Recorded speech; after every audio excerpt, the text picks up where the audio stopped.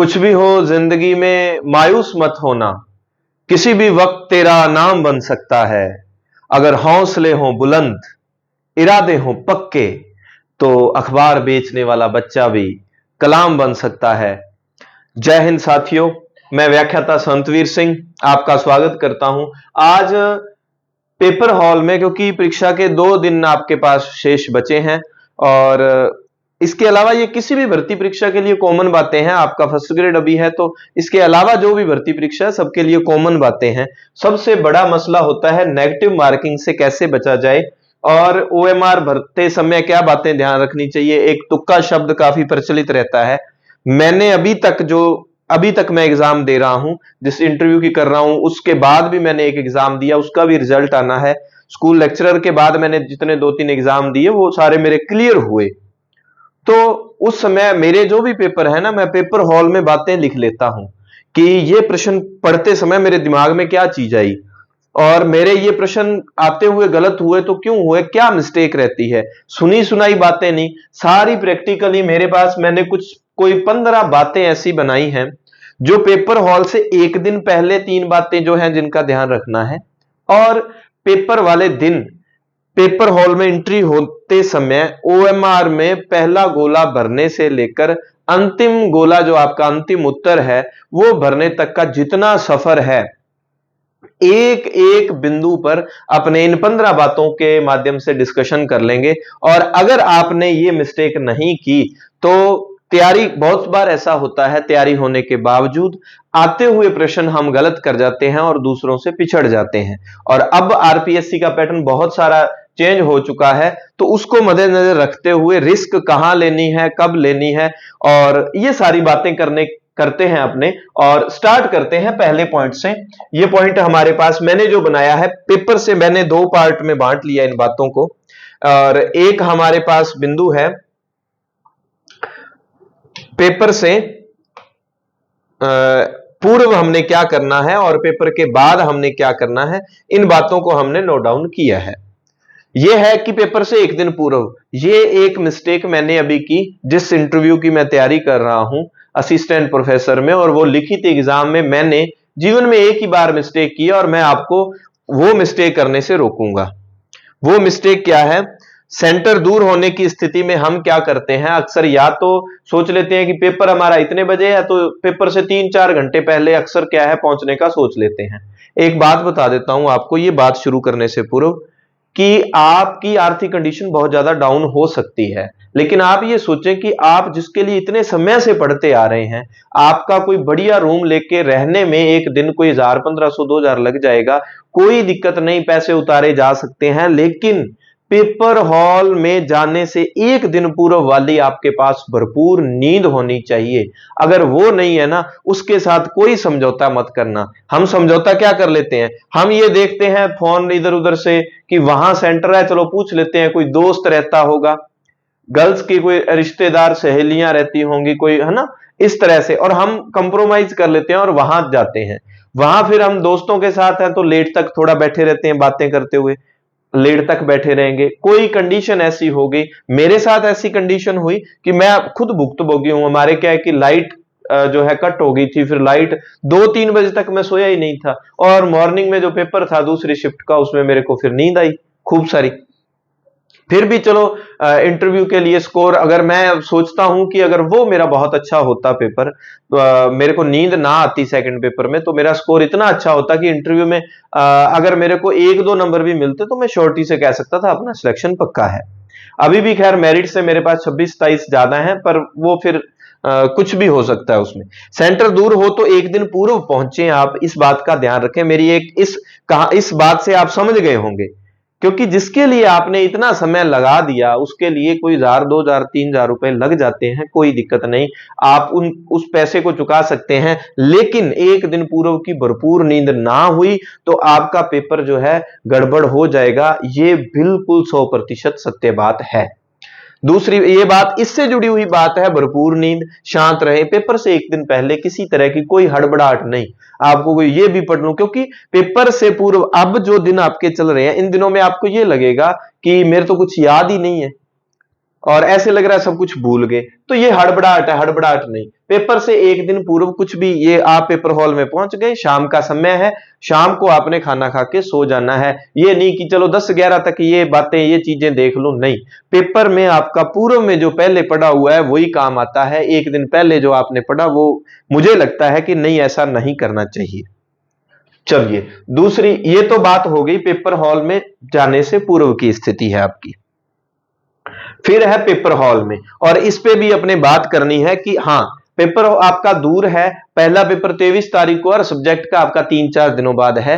तो आपने जो शॉर्ट नोट्स बनाए हैं अपने विषय के, या आपके पास जैसे हिस्ट्री वाले हैं उनके पास अमूमन आर्य होती है, आर्य अपनी साथ ले जाएं। उनकी जितनी सारणियां हैं, मुख्य मुख्य तथ्य हैं, आर्य में से सारणियां सारी अच्छे से पढ़ लेना। सारणियों में खूब सारे प्रश्न आपको मिल जाते हैं। और इस पे कुछ विषय वाले ये भी बच्चे कहेंगे कि सर आर्य से प्रश्न नहीं आते। मैं कहता हूं अब भी आएंगे, पहले भी आएंगे, क्योंकि पेपर का पैटर्न चेंज हुआ है। तथ्य एग्जामिनर कहां से लाएगा? तथ्य भी तो सत्य असत्य में पूछने पड़ते हैं। अगर जिन्होंने जिन्होंने जो भी बुक पढ़ी है उस बुक में सारणियां दी हुई है मॉडर्न हिस्ट्री में खूब सारी, वहां से डायरेक्ट जो है मिलान करने वाले और प्रश्न आते हैं, वो अच्छे से देख लेना। वो अपना मटेरियल जरूर 2-3 दिन जिनके गैप है, 3 दिन 4 दिन, वो मटेरियल जरूर साथ में रखें। वर्ल्ड हिस्ट्री के जो है मुख्य मुख्य तथ्य आप जरूर देखें पेपर से पहले, वो आपके जरूर काम आएंगे। 2-3 दिन में अच्छे से रिवीजन हो जाएगा पूरे सिलेबस का। ठीक है, अब बात करते हैं, बातें कौन कौन सी करेंगे हम। ओएमआर में सामान्य जानकारी भरने के बाद और शुरुआत में कठिन प्रश्न आते हैं। कई बार तो स्थिति कैसी होती है, पहले से धारणा बनाकर ना जाए कितने करने हैं, इन बिंदुओं पर चर्चा करेंगे। पहले कौन सा पार्ट करना है ये धारणा जरूरी है। ओएमआर भरने का सही तरीका, एक एक प्रश्न करें, 20-30 करें या कैसे करें, कितने राउंड में पेपर करना है, किस पर रिस्क लेनी है, टाइम मैनेजमेंट की बात हम करेंगे। प्रश्न पढ़ते ही जो दिमाग में आता है उस पर बात करेंगे। 3-4 वाले विकल्प को छेड़ना नहीं है, पर एक कंडीशन जब वो हो तो आपको जरूर छेड़ना है। किसी एक प्रश्न पर ज्यादा नहीं रुके, पर जल्दबाजी भी नहीं। एक राउंड के बाद पानी वानी पीना, तुक्का कैसे लगता है, समसामयिकी में तुक्का नहीं, रिस्क मेरे हिसाब से जरूरी। तीसरे राउंड के लिए जो प्रश्न रह जाए, अब ये सभी बिंदुओं पर अपने चर्चा करेंगे बस 5-10 मिनट में, ज्यादा, क्योंकि पढ़ना आपने इससे पहले जो था वो पढ़ा गया। यहां पर आपसे एक विद्यार्थी के पास धैर्य बहुत जरूरी है, आपके पास धैर्य होना बहुत जरूरी है। पहली बात, मैं परीक्षा हॉल में, अब आप चले गए, एंट्री हो गई और आपके पास ये आईडी वाईडी, जो देखो लोगों की यूट्यूब पर मत सर्च करना कि ड्रेस कोड क्या है, अच्छा फोटोकॉपी लेके जानी है आईडी की या आईडी मूल लेके जानी है, क्या करना है, ये चीजें इंस्ट्रक्शन में दिए हुए हैं। एक बार में आप देख लें और वो चीजें अपनी साथ में ले जाएं। ठीक है जी। अब आपके पास, आपको एंट्री मिलने के बाद पेपर हॉल में बैठे हैं, आपके पास पेपर आ गया, उसमें ओएमआर डाली हुई है। आपको निर्देश मिलेगा, ओएमआर निकाल लिया आपने। अब आपने ओएमआर निकालने के बाद सामान्य जानकारी, अपना रोल नंबर वगैरह, पेपर कोड वगैरह, आप एक एक बिंदु को अच्छे से भर ले। ओएमआर भरने वाले और वो तरीके मैंने एक वीडियो में बताए हुए हैं, रीड के लिए बनाई थी वो वीडियो। फिर उसके बाद आपको पेपर बाद में ओपन करना होता है। अब आपने पेपर ओपन कर लिया, आप उस चीज को महसूस करें कि आप पेपर हॉल में बैठे हैं। पेपर ओपन करते कई बार ऐसा होता है, जिस पेपर में मेरा सिलेक्शन हुआ, अब देखो जीके और विषय दो चीजें हैं। जीके वाले 75 में से आप मानोगे नहीं, मेरे 31 प्रश्न ही सही हुए थे। ठीक है, और मुझे ये लगता था कि 31 सही है और फुल घबराहट हो गई थी। विषय का पेपर 2 दिन बाद था, तो 2 दिन आते ही मैंने पेपर को मिलाना शुरू किया, इधर उधर से पूछ के। मैंने ये सोचा था मिलाऊंगा नहीं, पर हमारे साथ वाले जो होते हैं ना, बड़े दुष्ट लोग होते हैं, वो फोन कर करके, अच्छा तेने उसका क्या किया, तेने उसका क्या किया। उन दिनों में आप फोन कर लो बंद, पेपर देने के बाद घर पे आप जरूरी जो है बात कर लो, और बात करने के बाद आप अगले दिन का। और मुझे ये लगता था पेपर से, जो पहला पेपर हुआ, कि मेरा अब सिलेक्शन नहीं होगा, लेकिन विषय वाला अभी बाकी था। और विषय में जब मैं पेपर देने गया तो पहले लगातार 5 प्रश्न इतने टफ थे, मेरे को आते ही नहीं थे। पहले 5 प्रश्न मुझे ये लगा जीके तो खराब गया है, और अब ये मेरे को लगातार पहला ही नहीं आ रहा, दूसरा ही नहीं आ रहा, तीसरा ही नहीं आ रहा, चौथा नहीं। हालांकि मेरा रैंक से जनरल कैटेगरी में सिलेक्शन हुआ था स्कूल लेक्चरर में। अब ये बात आ गई कि फिर क्या किया जाए। मैं बिल्कुल भी घबराया नहीं, मैंने कहा चलो अभी पानी पी लेते हैं, दिमाग बंद हो गया। फिर मैंने करने शुरू किए, तो मुझे लगभग आ रहे थे प्रश्न उसके बाद। अब क्या करना है, शुरुआत में हो सकता है आपको कठिन प्रश्नों का सामना करना पड़ जाए। आप शुरू में मत लग जाए ऐसे करके कि ये पहला नहीं आ रहा, दूसरा नहीं, तीसरा नहीं। अब ऐसे क्या करें कि अपने कर देते हैं रिस्क, रिस्क नहीं लेनी। पहला नहीं आ रहा, राउंड लगा के छोड़ दो। आपने पढ़ना है प्रश्न और फिर आगे बढ़ना है। अब कैसे करने हैं वो आगे बात बताता हूं, घबराए नहीं। ऐसा हुआ था मेरे साथ भी और मैं आपके सामने सिलेक्टेड हूं। उसके बाद तो मैंने 2-3 एग्जाम और क्लियर किए हैं। पहले से एक फिक्स होता है। हम कई बार धारणा बना के चले जाते हैं, पिछली बार मेरिट कितनी गई, आगे मेरिट कितनी जाएगी। पहले कैसे डिसाइड हो जाएगा कि मेरिट कितनी जाएगी? पेपर हॉल में पेपर का स्तर देखने के बाद, पेपर का स्तर भी स्टूडेंट्स को कई बार पता ही नहीं लगता, अंदाजा नहीं होता। तो पहले से धारणा बनाकर ना जाए कितने करने हैं। हाँ, ये धारणा तो 40% वाली ये धारणा तो जरूरी है, हमें पता है। एक धारणा और बना के जा सकते हैं, कौन सा पार्ट पहले करना है। जीके में आपके पास गणित है, विज्ञान है, इंग्लिश है, ज्योग्राफी है, पॉलिटिकल साइंस है, हिस्ट्री, आर्ट एंड कल्चर है, रीजनिंग है, हिंदी है, ये विषय आपके पास है। तो आप क्या करें, अब ये सब कोई पता है कि गणित, रीजनिंग इनके साथ शुरू में छेड़छाड़ नहीं करनी है। और फिर हमारे समय में मैनेजमेंट के काफी लेंथी प्रश्न आ गए थे। अब मैनेजमेंट और साइको को इधर उधर किया गया है, वो आप जानो कौन सा पहले पार्ट करना है। लेकिन मैथ रीजनिंग को नहीं करना होता, ये सबको पता है। जो आपका आसान वाला आपको पार्ट लगता है वो शुरू में करने लग जाए। दूसरा क्या है कि शुरू वाले पहले प्रश्न से करने लग जाओ, कोई दिक्कत नहीं है। जहां आपको मैथ रीजनिंग के मिले उनको छोड़ते जाओ। पहला प्रश्न, अब यहां आगे बात करते हैं कौन सा पार्ट पहले करें। ये फिक्स हो गया, पहले से धारणा नहीं बना के जानी, ये फिक्स हो गया। शुरू में कठिन प्रश्न आ सकते हैं, उस कंडीशन में घबराएं नहीं, क्योंकि अभी जंग जो है शुरू हुई है। लास्ट बिंदु भरने तक आपको एक कूल माइंड रहना है, क्योंकि अगर आपको नहीं आ रहा और आपने बहुत अच्छे से तैयारी की है पहले राउंड, अब राउंड की आगे बात करेंगे तो उस पे बात करेंगे। ओएमआर भरने का सही तरीका, अब इस पे बात करते हैं। अब ये सारी बातें यहां से क्लियर होगी। पहला आपने किया, अब देखो पेपर करने का मेरा तरीका क्या होता था, 1 2 3 4 5 6 7 ऐसे करके प्रश्न आए। मैंने पहला प्रश्न पढ़ा, पहला प्रश्न मैंने पढ़ा। पहला प्रश्न पढ़ने के बाद मेरे को मान लो उसका उत्तर आ गया, तो मैंने उस उत्तर पे थोड़ा सा हल्का सा ऐसे टिक लगा लिया, मेरे को ये भरना है। दूसरा मेरे को नहीं आ रहा, दूसरा मेरे को नहीं आ रहा, जो मैंने करना है उसके प्रश्न नंबर में मैं कोई टिक नहीं लगाता था, सीधा उत्तर में टिक लगाता था। ठीक है, दूसरा प्रश्न मैंने पढ़ा और ए बी सी डी 4 उसके ऑप्शन हमारे सामने, एक ई, आजकल ई भी आने लगा है। 5वें ऑप्शन को 5 मिनट में कितने ही हो आपको भर सकते हो, वो तरीका बता दूंगा। अब मुझे ये लगा प्रश्न पढ़ते ही कि एक कट करके उत्तर किया करो कि हाँ ये तो है नहीं, तो ये भी नहीं है। अब 2 में आपको दुविधा है। प्रश्न पढ़ते आपके माइंड में आया कि ये उत्तर है सी वाला, प्रश्न पढ़ते ही सी पे आप टिक लगा लो, हल्का सा टिक लगा लो। अभी आपने करना नहीं है, कंफर्म नहीं है, और 2 नंबर पे आप ऐसे राउंड लगा के आगे बढ़ो। दूसरा प्रश्न सत्य असत्य काफी लेंथी सा है, आपने पढ़ा, पढ़ते ही अगर क्लियर हो रहा है तो टिक लगा दो। और अगर आपको यह लग रहा है कि भाई असमंजस की स्थिति है, थोड़ा पढ़ लो, असमंजस की स्थिति है, तो आप उस पर ज्यादा नहीं टाइम लगाएं।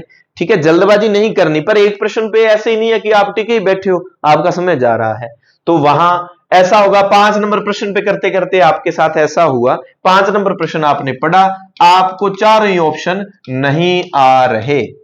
उस कंडीशन में आप क्या कर लो, आप सी पे गोला लगा सकते हो या 5 के आगे ऐसे क्रॉस लगा सकते हो कि ये तो मैंने करना ही नहीं है।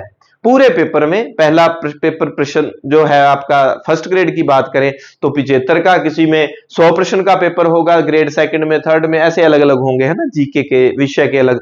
तो उसमें आपको ये लगे जितने नंबर, जितने प्रश्न हैं उसमें से 10 15 20 कितने भी प्रश्न ऐसे हो सकते हैं जो आपके देखे हुए नहीं है, उनके साथ कोई छेड़छाड़ नहीं करनी। ठीक है, परंतु अगर आपको यह लगता है 40% जरूरी है, मेरे तो बहुत कम है, तब आपको रिस्क लेनी है।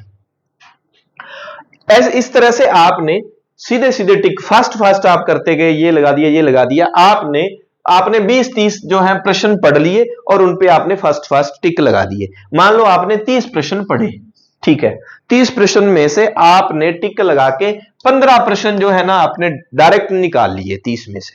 ठीक है, और हो सकता है शुरू वाले 30 में बहुत ज्यादा टफ हो, आप 10 ही निकाल पाए, घबराना नहीं है। जितने प्रश्न आपने निकाल लिए अब उनको OMR पे आपने भरना है। क्या करना है? अब उनको आपने OMR पे भरना है। ठीक है, OMR पे भरोगे। OMR पे भरने का देखो आपके तरीके, कुछ बच्चों के ये हो सकते हैं, पहला किया और साथ में ही भर दिया, गोला जो है वो भर दिया, फिर नेक्स्ट 2 नंबर छोड़ा तो 2 छोड़ दिया, 3 ऐसे करके। पर अमूमन ज्यादातर बच्चे क्या करते हैं, ज्यादा संख्या ये होती है कि 30 जैसे कर लिए, 30 में से आपको 15 आते थे। कुछ बच्चे OMR भरते समय एक बड़ी मिस्टेक करते हैं, जो मैं भी करता था। क्या कि पहले का आपने A भर दिया, दूसरे का B भर दिया, तीसरे में आपने C भर दिया, लेकिन आपने क्या है, पहला किया, दूसरा आपने किया, तीसरा किया, या 2 किए आपने, 2 भर दिए, तीसरा आपने प्रश्न पत्र में तो छोड़ा हुआ था, लेकिन जल्दबाजी ध्यान नहीं दिया, पहला भरा, दूसरा भरा, तीसरा आपने छोड़ा है, लेकिन आपने चौथा किया है, चौथे का उत्तर B या C है आपका, और आपने उसको तीसरे में भर दिया। समझ रहे हो ना मेरी बात को? कई बार बच्चे चौथे का उत्तर था, भर तीसरे में दिया क्योंकि तीसरा छोड़ा हुआ था। ये जरूर करना, मन ही मन में ये कहते चलना कि 1 नंबर पे ये भरना है, और OMR की नंबरिंग जरूर देख लेना कि 1 में भर रहा हूं या भर रही हूं, 2 में भर रहा हूं या भर रही हूं। ये बहुत जरूरी है। आपकी तैयारी 60%, 40% पेपर हॉल में आप उसको कैसे फेस कर रहे हो, कितनी वैल्यू दे रहे हो, क्योंकि आपने इतनी बढ़िया इतने समय से तैयारी की और सीधा अच्छा 2 का D ओवर कॉन्फिडेंस में, 3 का C, भाई हमने टिक तो लगा लिए, टिक लगा लिए, पेपर अच्छा किया आपने, बढ़िया निकाल लिए उत्तर, लेकिन OMR भरने में क्यों जल्दबाजी करनी? आपकी जिंदगी का सवाल है, वहां पर आपको पेशेंस दिखाना है। कोई बात नहीं, आप देखें 5 नंबर मैंने किया है, यहां ठीक है 5 पे ही भर रहा हूं, ठीक है ये 5 पे भर रहे हैं, 6 पे, इस तरह से आपने काम करना है। नहीं तो ज्यादातर बच्चे क्या करते हैं, अगर 100 या 75 प्रश्न का पेपर है, उसमें 2 या 3 प्रश्न इस तरह से आते हुए गोला भरने में गलती कर देते हैं, गोला भरने में आप गलती कर देते हो, और 2-3 प्रश्न की वैल्यू बहुत है। बहुत सारे लोग जो है पॉइंटों से पिछड़ते हैं। ठीक है, तो इस बात का आप जरूर ध्यान रखें। अब हम आगे इस बात पे कि आप OMR भरने का तरीका यही है कि आप 20-20, 30-30, क्योंकि आप फिर इस तरह से भरते जाओगे ना तो एक हौसला सा आता रहेगा, कॉन्फिडेंस, आत्मविश्वास बहुत जरूरी है कि हाँ मैंने 15 भर लिए, मैंने 20 भर लिए, 30 भर लिए। और कोई एक एक प्रश्न एक साथ उठा उठा के भरता है, वो भी उनका तरीका ठीक है, क्योंकि वो उस समय ठीक है जब मान लो प्रश्न आया, आपने पढ़ा और आपको उत्तर आया, आपने वो लगा लिया। लेकिन जब आप छोड़ के आगे बढ़ते जाते हो तो आप भूल जाते हो कि पढ़ते समय कौन सा उत्तर आया था दिमाग में, उस समय वो ठीक रहता है। लेकिन ये 20, 30, 40 टिक लगाने के बाद भरना, ये लोगों का सबसे ज्यादा आजमाया हुआ तरीका है, मेरा भी ठीक रहता है। टाइम मैनेजमेंट, ये सबसे बड़ी समस्या कि मान लो उतना सा टाइम होता है, जितने प्रश्न उतने मिनट मिलते हैं हमें, लगभग ऐसा होता है एग्जाम में। तो एक काम जरूर करना कि फास्ट फास्ट, मान लो आपने 30 का राउंड लगाना है या 20 का या 40 का, जितने प्रश्नों का, उनको आप फास्ट फास्ट पहले पढ़ लो, जो आपको आ रहे हैं ना सीधे सीधे उत्तर, वो 30 में से भले ही आपके 10 हो, 10 भर दो आप, और 30 में से 5 आपको या 4 आपको ये मिल गए कि जो तो भाई सुने देखे नहीं है, उनको कट कर दो, या ई नंबर जो ऑप्शन होगा वहां पर आप टिक लगा लो कि इसका तो ई बनना है, ये तो आ ही नहीं रहा। ये काम जरूर कर लेना। तो इस तरह से अगर फर्स्ट राउंड निकालोगे, 30 का, 40 का, 20 का लगा दिया, फिर अगला शुरू कर लो। बीच में पानी वानी जरूर पी लेना, क्योंकि पानी पीने से आपका दिमाग तरोताजा हो जाता है, क्योंकि लगातार माइंड का कंसंट्रेट एक साथ आप 1 घंटे से ज्यादा आपको कि एक जैसा कंसंट्रेट लेवल रहे, ऐसा पॉसिबल नहीं है। प्रश्न पढ़ते ही जो दिमाग में आपके आता है उस पर निशान लगा ले। आपने प्रश्न पढ़ा, आपके दिमाग में जो उत्तर आया वो आप जरूर एक बार लगा ले। जैसे अभी मैं वो बना रहा था, उसका 3rd ग्रेड का पेपर बना रहा था, तो पेपर में देखो एक तारागढ़ दुर्ग जो है, एक दुर्ग के बारे में एक कोटेशन ये विश्व पेपर की मिलेगी कि ये पूर्व का जिब्राल्टर या विश्व का दूसरा जिब्राल्टर। एक तो हो गया ये पूर्व का जिब्राल्टर है, एक एक आके ये कहेगा कि ये दूसरा जिब्राल्टर है। एक बात बेंटिंक ने कही और एक बात विशव हैबर ने कही। अब आप उस कंडीशन में आपने पढ़ा कि तारागढ़ दुर्ग को ये किसने कहा कि ये किसी भी दुर्ग के, तारागढ़ के बारे में ये शायद वो बात है ना कि ये जो है दूसरा जिब्राल्टर है, और एक कहेगा ये पूर्व का जिब्राल्टर है।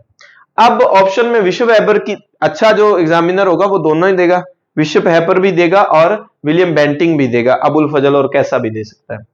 तो प्रश्न पढ़ते समय आपके दिमाग में विशव हैबर आ गया तो विशव हैबर पर आप पॉइंट लगा दो, ठीक है, और राउंड लगा के आप आगे बढ़ो, क्योंकि ये दूसरे राउंड के प्रश्न है।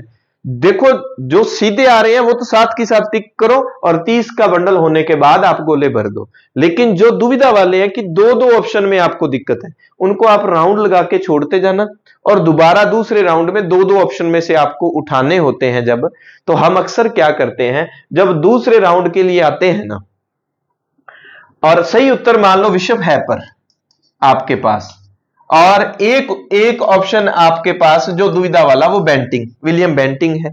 आप क्या करेंगे, जब दूसरे राउंड में आएंगे, उत्तर तो विशव हैबर है, लेकिन दूसरे राउंड में आते समय आप पता क्या कहोगे, नहीं बेंटिंक है, बेंटिंक भरें। तो ये बहुत बार ऐसा होता है कि प्रश्न पढ़ते समय हमारे उत्तर ने जो लिया दिमाग ने, असल में हमारा वो पढ़ा होता है तभी दिमाग में आया, सीधा तुक्का नहीं लगता। जो बिल्कुल पढ़ के नहीं गया, तुक्का क्या होता था, मैं इतिहास का स्टूडेंट हूं, इतिहास का लेक्चरर हूं, तो तुक्का एक छोटा सा ऐसे करके चक्कू टाइप है जिसको सीधा फेंकते थे, कभी चल गया तो तीर, नहीं तो तुक्का सही, भाई किसी के लग गया उसका घाव हो गया, मार दिया तो तीर का काम करेगा, नहीं तो तुक्का तो फिर है ही। तो वो है, सीधा तुक्का नहीं लगता, युद्ध क्षेत्र में तुक्के लग जाते थे। ये पेपर वाला युद्ध क्षेत्र है, अगर आपका नहीं पड़ा हुआ, तुक्का जिसको मारना ही नहीं आता वो क्या तुक्का मार देगा, भी निशाना इधर है, सामने खड़ा है, उस पे तुक्का मारना है, तुक्का फेंक इधर रहे उस पे कैसे लग जाएगा, तुक्का इस पे ही लगेगा, इस पे मार दिया तो कोई मतलब नहीं है। तो उस समय, क्योंकि प्रश्न पढ़ते समय, इसलिए मैं कह रहा हूं आपने प्रश्न पढ़ते समय जो आपके दिमाग में है उस पे हल्का पॉइंट लगा के रख ले, नहीं तो अक्सर ऐसा होता है जो उत्तर हम अक्सर दूसरी बार राउंड में भरने आए तो चेंज कर देते हैं, घर पे आके देखते हैं, मिलाते हैं और हमारा एक ही आवाज निकलती है, अल है, तो ये उत्तर था। हम इसको ही कहते हैं आते हुए गलत करना, ये तो मेरे को आ रहा था और वो तो जमा ही मैं भरता भरता ही गलत कर दियो जमा टाइम पर, तो ये इस बात का जरूर ध्यान रखें।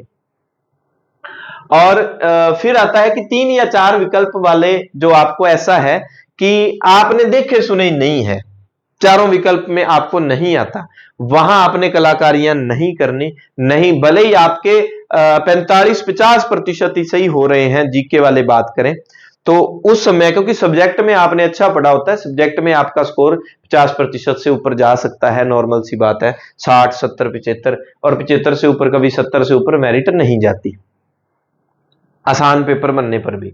तो इस बात का ध्यान रखें कि 4 वाले विकल्प। अब आपके पास ये है कि आपने जितने किए और आपको लग रहा है कि हमारा तो 35 से 1%, जीके के लिए ये रूल बना रहा हूं मैं, 35 से 1% ही सही हो रहे हैं और पास मार्किंग ही 40% है, उसमें भी आप श्योर नहीं है, आपको ये लगता है कि कुछ एक प्रश्नों पे और हो सकता है, तो उस समय आपने भाई जो है रिस्क लेनी है, क्योंकि हमें ये तो अगर मैदान में आ गए और फिर सीधा ही आपको पता ही है कि 35% अगर सही होंगे तो हम योग्य ही नहीं है, हमें तो क्या है कि सब्जेक्ट करें ना करें फिर मतलब ही नहीं रह जाता, उस हालत में आपको रिस्क लेनी होती है।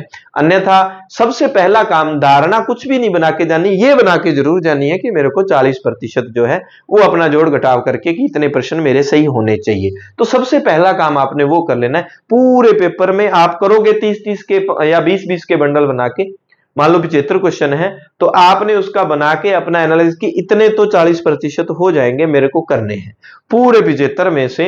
अगर पहले राउंड में आपके 30-35 ही निकल गए, ठीक है, तो आपके पास एक हौसला आ जाएगा। अब आपके पास 20 या 30 प्रश्न ऐसे होंगे जो 2-2 वाले ऑप्शन के हैं, आपको लग रहा है कि इन 2 में से है, तो मान लो एक बात और है, इसी तो तुक्का कहते हैं कि 2 में से आपने उठाया, सीधा नहीं लगता, चारों में पता नहीं और वहां लगा दोगे, कैसे लगा दोगे, वो कुछ पॉइंट्स होते हैं। तुक्के वाली बात करें तो वो ये होता है कि प्रश्न में ऑप्शन में जो सबसे लंबी लाइन होती है वो अक्सर उत्तर पाया जाता है। फिर ये है कि चार ऑप्शन में जो अजीब सा ऑप्शन हो, अजीब सा नाम हो कि हिंदी में नाम है और कोई इंग्लिश में दिया हुआ अजीब सा है, वो उत्तर होता है। एक किसी के ब्रैकेट में कुछ दिया हो नाम लिख के, वो उत्तर होता है। तो ऐसी ऐसी चीजें, वो तो मान्यता लोगों मैंने मेरा सिस्टम बनाया हुआ, किसी ने किसका बनाया हुआ है। और पहले मैं पेपर ऐसे किया करता था कि मेरा बहुत ज्यादा ऊपर वाला पॉइंट सही है, पहला मान लो 8 नंबर प्रश्न मेरा अच्छे से सही है, उसका सी आ रहा है, 9 पे मेरे को दुविधा है ए और सी में, तो फिर मेरे को पता है कि 9 का सी है और मैं 9 नंबर में सी भर दूंगा अगर दुविधा है। तो ये चीजें आजकल नहीं चलती, क्योंकि मैंने ये अप्लाई किया था असिस्टेंट प्रोफेसर में। मैं खुद प्रैक्टिकल करता हूं तो बताता हूं, मेरे नहीं हुए, हो सकता है आपके हो जाए। वो तुक्के होते हैं कि आप फिक्स वो विचार करके चले जाएं। आजकल योजनाओं में ये मान लिया जाता है किसी योजना के आगे दीन दयाल उपाध्याय है तो वो योजना जो है वो उत्तर होता है। और राजस्थान के संदर्भ में कोई चीज पूछ ली और प्रथम द्वितीय तृतीय चतुर्थ कुछ ऐसा है तो प्रथम वाला उत्तर। तो ये कुछ चीजें ऐसी हैं। और करंट अफेयर्स में कभी भी तुक्का लगाने का प्रयास वैसे मत करना, वहां नहीं चलता। मैथ में क्या तुक्का लगाओगे, रीजनिंग में क्या तुक्का लगाओगे। तुक्का तुक्का कहां लगाया जा सकता है, आर्ट एंड कल्चर है, हिस्ट्री है, ज्योग्राफी है, इनमें आप कह सकते हो।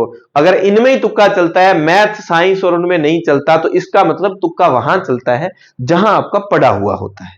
और ये कुछ मैंने पॉइंट्स आपको बता दिए, लंबी लाइन वाला, ब्रैकेट वाला, अजीब सा ऑप्शन, तो ये उत्तर होते हैं। ये थोड़ा सा आपको बता दिया।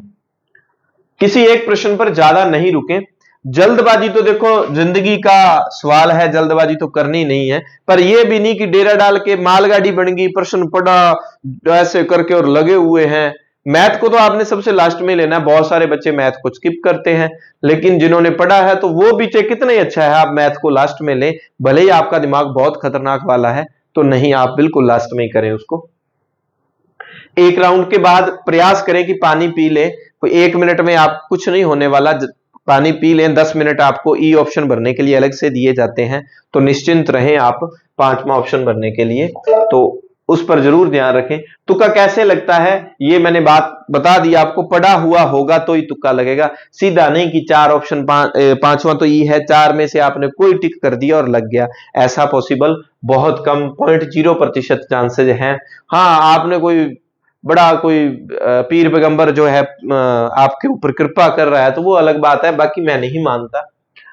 तुक्का कैसे लगता है ये बात होगी। समसामयिकी में तुक्का लगाने का प्रयास ही मत करना आप, ये तो फिक्स ही है। क्योंकि अब इन चीजों से क्यों रोक रहा हूं मैं, या अन्य लोग इनसे क्यों रोकते हैं आपको, कारण ये है कि ये तो करंट का मुद्दा है, आपने पहले से तो पढ़ा हुआ नहीं है।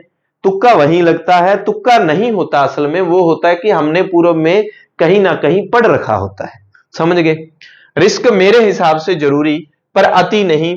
आपने टेस्ट वगैरह, मॉक टेस्ट वगैरह आपने किया, आप स्वयं जानते हैं। अब देखो, एक काम जरूर करना, आपको पता है कि मैं अगर जो प्रश्न 2-2 वाले ऑप्शन, देखो जो सीधे सीधे आ रहे हैं वो तो कर लिए, जहां आपको 2 विकल्प में दिक्कत है, ठीक है, 2 विकल्प में आपके पास दिक्कत है, असमंजस की स्थिति है, आपने टेस्ट वगैरह दिए, आपने देखा कि 2 वाले विकल्प में मैं जितने भी मैंने किए, मैं करता हूं या करती हूं, मेरे गलत ही जाते हैं, तो उस समय आप 2 विकल्प वालों में ज्यादा फिर मत चांस लेना, हो सकता है आपका सोचने का तरीका अलग हो। पर इतना जरूर कहूंगा, प्रश्न पढ़ते जो उत्तर आपके दिमाग में आया उस पर पॉइंट लगा के रख लेना। और काम क्या करना, मान लो पूरे पेपर में एक फॉर एग्जाम्पल बात करें कि 20 प्रश्न ऐसे हैं जहां 2 विकल्प आपको लग रहा है कि इनमें से हैं, तो 20 में से आप क्या करें, कम से कम 2 विकल्प वाले जो है ना, 20 में से कितने प्रश्न आप करोगे, कम से कम 15 जरूर करना, 20 में से, ठीक है। और ऐसे ऑप्शन जो आपको आ ही नहीं रहे, 3-4 वाले हैं, वो भले ही पेपर में 15 हो 10 हो, वो मैटर नहीं करता, उसको छोड़ दो, वो सबके लिए ही वैसे ही हैं। और हालांकि पहले मेरा तो चलता है, मैं कहता हूं रिस्क लेनी जरूरी है, मैं रिस्क लेता हूं। मैंने स्कूल लेक्चरर का दिया था और पहली बार उस समय बहुत टफ एग्जाम आया था, हिस्ट्री और ज्योग्राफी का, 2015 वाली वैकेंसी, तो मैंने 150 में से 148 किए थे। उसका कारण ये था, मेरे को पता था कि जीके में अपना मामला थोड़ा कम है, डाउन है, रिस्क लेनी जरूरी है। 2 भी आगे जो थे ना, वो वही थे कि मेरे को पता था इन दोनों ऑप्शन में से कोई है, फिर मैंने उनको बख्श दिया, मैंने कहा अति जरूरी नहीं होती इतनी, इतनी सही नहीं होती। कारण क्या है कि मुझे पता था जीके मेरा डाउन है, तो मैं थोड़ा सा इस पे मेरे को रिस्क लेनी चाहिए। हालांकि वो ठीक नहीं था, क्योंकि जीके वाला पेपर ही बहुत टफ आया था और 75 में से 16 पता नहीं 18 प्रश्न तो डिलीट वाले झमेले में चले गए थे। तो ये जरूरी नहीं है पहला आपका बुरा हुआ और आप, हाँ थोड़ा सा आपको प्लस करने के लिए रिस्क लेनी पड़ती है। तो उस कंडीशन में 2-2 वाले ऑप्शन आपको सारे लपेटे में लेने होते हैं। 5-10 अब उस समय फिर मेरी ये फिक्स धारणा थी कि हिस्ट्री या विषय की बात करें, देखो साइको में ऐसा नहीं चलता, मनोविज्ञान में कोई प्रश्न देके उसने पूछ रखा है और ऑप्शन में उपयुक्त सभी है तो वो उत्तर नहीं होता। लेकिन उस समय पहली बार यूपीएससी वाला पैटर्न फॉलो किया था आरपीएससी ने। तो उस समय क्या था कि मैंने 5 प्रश्न ऐसे थे मेरे पेपर में जहां 5 एक 4 पंक्तियां देके पूछ रखा था कितनी सही है, 1-2 सही, या 5 लोगों के नाम देके पूछा, इनका किस उससे संबंध था, कितने लोगों का इससे संबंध है, कोई आंदोलन पूछ लिया, कोई घटना पूछ ली, होम रूल लीग की सदस्यता किस किसने नहीं ली। तो वहां मैं फिर वही ऑप्शन करके आया था जहां क्या है सारे सत्य हों, 1 2 3 4 5 है ना। तो वो 5 में से मेरे तो 3 सही हो गए थे, ऐसा था। और उस पेपर में लगभग वही सभी के उत्तर वो उपयुक्त सभी वाले थे। तो वो एक थोड़ा सा आपका हो सकता है कि ये काम सब जगह ना काम करे, आपके पेपर में ना काम करे। लेकिन सामान्यतः जो विश्लेषणात्मक प्रश्न पूछे जाते हैं कंसेप्चुअल, उसमें अक्सर ऐसा होता है।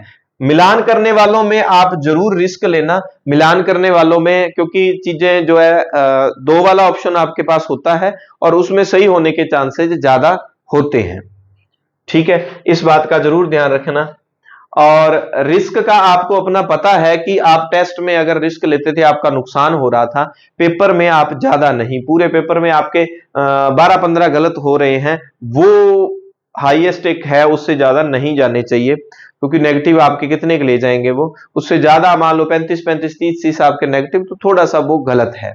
आपको पता है आपके कितने नेगेटिव होते हैं, तो उस लिहाज से आपने उस पर काम करना है। विषय हमारा जबरदस्त होता है तो विषय पे अपने को ज्यादा फोकस करना है। तीसरे राउंड के लिए जो प्रश्न रह गए, फोकस का मतलब है कि रिस्क ज्यादा खेलनी है, वो विषय में खेलनी है। अब आपने तीसरे राउंड के लिए आप तैयार हो, 2 राउंड में आपने कर लिया, तो उस समय आपने क्या करना है, पेपर में नहीं देखना आपके कौन कौन से बचे हैं, आपने ओएमआर में देखना है, क्योंकि इस तरह से आपका समय बचेगा। पेपर में आप पूरे में देखोगे कौन सा किया कौन सा नहीं, फिर ओएमआर में देखोगे तो वो सीधा सा ओएमआर में देखो कि अच्छा यहां मेरा 15 नंबर छोड़ा हुआ है, 15 नंबर पे जाओ। 15 नंबर पे अगर आपने ई पर टिक लगा रखा है या क्रॉस लगा रखा है, तो सीधा सा मतलब है कि इस प्रश्न के साथ कोई छेड़छाड़ मैंने नहीं करनी, सीधे हिसाब है ना। तो उस तरह से आपने काम करना है। हो सकता है कोई बिंदु चर्चा वाला रह गया हो, मैंने प्रयास किया है पेपर हॉल में एंट्री से लेकर लास्ट तक। फिर आपके पास ऐसा होगा ओएमआर आपने भर दी, फिर ओएमआर में ऐसे ऐसे करके कि कितना भी छोड़े जो हैं आपने, उनमें ई ऑप्शन भरना होता है। क्योंकि 10% से अगर आप ज्यादा आपके ई भरने वाले रह गए तो फिर नेगेटिव ज्यादा चला जाता है माहौल। तो ऐसे ऐसे करके आप हाथ से ऐसे, अच्छा ये 2 कर दिया, 3 कर दिया, 4, अच्छा 5 नहीं किया, ई भर दो, ठीक है। वहां भी अगर आपके पास समय है तो आपने एक बार चेक करना है, तो 5 नंबर इधर खोले पेपर में, 5 का क्या है, अच्छा ये तो बिल्कुल छोड़ने वाला था तो आपने छोड़ रखा है, थोड़ा चेक करके भरना है तो वो देख ले। ठीक है, इस तरह से पूरे एक धैर्य के साथ आपने अपने पेशेंस का पूरा परिचय देना है पेपर हॉल में। और ये वो दिन है जिसके लिए आपने इतनी मेहनत की है, आपके मम्मी पापा के सपने, आपके सपने जो है उससे जुड़े हुए हैं। वहां जल्दबाजी बिल्कुल भी मत करना। पेपर में बढ़िया करने के बाद ओएमआर भरने में कलाकारियां लग जाते हो, या पता नहीं कौन सी मौज मस्ती में आपका दिमाग घुमा हुआ होता है। तो एक काम जरूर करना है, पेपर हॉल से पहले आपने भरपूर 10-12 घंटे की अच्छी नींद लेके जाना है, और फिर देखना आपका पेपर बहुत अच्छा होगा। पेपर में आपको जानने के बाद ये महसूस हो जाएगा पहले का पढ़ा हुआ ही काम आता है। कुछ बच्चे पढ़ के जाते हैं पेपर से एक दिन पहले, वो कहीं कभी कोई काम नहीं आता। सारनियां वगैरह जो आपके सब्जेक्ट में आपने कुछ शॉर्ट नोट्स बना रखे होते हैं, वो जरूर आपके काम करते हैं रिवीजन के लिए। लेकिन पहले पेपर में आप ज्यादा नहीं, नींद लेके आप देखना, बहुत अच्छा आपका पेपर होगा। आपने जिसने अच्छी मेहनत की है उसका नतीजा अच्छा ही होगा, और नतीजा तो फिर देखो मेहनत का ही आता है। और आगे वाले पेपर के लिए फिर आप तैयार रहना, सेकंड ग्रेड, थर्ड ग्रेड जो भी। तो उम्मीद है इन सब बातों को आप गांठ बांधेंगे और पेपर के लिए आपको best wishes, do your best. आपका दिन अच्छा रहे, आप अच्छा करो और अच्छा ही होगा। पूरे जोश के साथ, एक जुनून के साथ आपने पेपर में जाना है और पेपर आपका अच्छा होगा। पेपर के बाद अपने आंसर की के साथ मिलेंगे और आगे तैयार क्लासें आपको मिलती रहेगी। ठीक लगे तो चैनल को सब्सक्राइब कर लेना। अपने यहाँ पे सब कुछ निःशुल्क, नोट्स भी निःशुल्क, क्लासें भी निःशुल्क मिलती है। आप चेक कर सकते हैं कंटेंट को। यहाँ लगभग हर विषय की इंग्लिश है, हिंदी है, साइको है, सॉरी हिंदी नहीं है, साइंस है और पॉलिटिकल है, हिस्ट्री है, सभी विषयों की लगभग अपने प्रयास कर रहे हैं। निःशुल्क कंटेंट मेरे साथ जितने सिलेक्टेड साथी हैं मिले आपको, ठीक लगे शेयर कर दिया करो और सब्सक्राइब कर लेना। मिलते हैं नई क्लास के साथ। धन्यवाद। जय हिंद, जय भारत।